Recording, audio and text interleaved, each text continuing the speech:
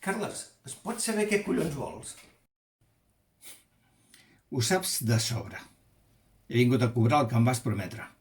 A cobrar, dius. De veritat creus que mereixes que et pagui després de ser tan ruc? Només he fet el que em vas demanar. Si el resultat no és del teu agrat, no haver-me contractat. Vas insistir en que ho fes i m'has decebut. Mira, David, no em toquis els ous. Estava sent amable amb tu. Però no sembla que vulguis complir amb el tracte. El tracte em dóna que ho foteixis tot a rodar. I ara fot el camp que no vull veure més. Val, d'acord.